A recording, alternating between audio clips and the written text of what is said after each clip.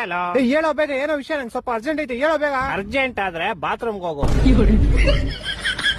Shoot ಹಾಕ್ಬೇಡ, ಏನ್ ವಿಷಯ ಹೇಳಲಿ. ಒಂದ್ ಊರಲ್ಲಿ ಒಂದ್ ಕೋಳಿ ಇತ್ತಂತೆ. ಕೋಳಿನ ತಕ್ ತಿಕ್ಕಿಡ್ಕೊ, ನನ್ಗೇನ್ ಹೇಳ್ತೀಯ?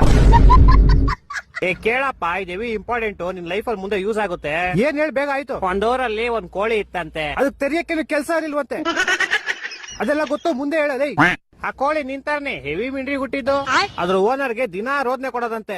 ಅದಕ್ಕೆ ಓನರ್ ಒಂದ್ ದಿವಸ ಅದನ್ನ ಬುಟ್ಟಿಲಿ ಹಾಕ್ಬಿಟ್ಟು ಕ್ಲೋಸ್ ಮಾಡ್ಬಿಟ್ನಂತೆ. ಆದ್ರೆ ಕೋಳಿ ಹೆವಿ ಮಿಂಡ್ರಿ ಹುಟ್ಟಿದ್ದು ಹಿಂದೆಯಿಂದ ತಪ್ಪಿಸ್ಕೊಂಡ್ಬಿಡ್ತು. ಆಮೇಲೆ ಈ ಸಲ ಒಂದ್ ಕಬ್ನದ್ ಕೇಜಲ್ ಕೂಡ ಹಾಕ್ಬಿಟ್ಟು ಬೀಗ ಹಾಕ್ಬಿಟ್ನಂತೆ. ಆದ್ರೆ ಕೋಳಿ ಮತ್ತೆ ಮಿಂಡ್ರಿ ಹುಟ್ಟಿದ್ದು ಈ ಸಲ ಹಿಂದೆಯಿಂದ ತಪ್ಪಿಸ್ಕೊಂಡ್ಬಿಡ್ತು. ಅದಕ್ ನಾನೇನೋ ಮಾಡ್ಲಿ, ನೀನ್ ಕೇಳಿಸ್ಕೋ.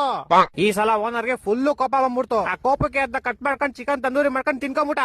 ಈ ಸಲ ತಪ್ಪಿಸ್ಕೊಳಕ್ ಚಾನ್ಸೇ ಇಲ್ಲ. ಆದ್ರೆ ಕೋಳಿ ಮಿಂಡ್ರಿ ಹುಟ್ಟಿದ್ದು ಬೆಳಗ್ಗೆ ಬಾತ್ರೂಮ್ ಹೋದಾಗ ಹಿಂದೆಯಿಂದ ತಪ್ಪಿಸ್ಕೊಂಡ್ಬಿಡ್ತು. ಅದಕ್ ನಾನೇನೋ ಮಾಡ್ಲಿ, ಲಾಸ್ಟ್ ಅಲ್ಲಿ ತಪ್ಪಿಸ್ಕೊಂತಾರ ಕೋಳಿ, ಅದೇ ಬಾಯಿ ಹಾಕೊಂಡ್ಬಿಡು. ಈ ತರ ಹಿಂಸೆ ಕೊಟ್ರೆ ಜನಗಳಿಗೆ ಯಾರು ಬದುಕ್ತಾರ? ಅವ್ರ ಅಪ್ಪಂಗ್ ಕೊಟ್ಟಾರ ಅವ್ರ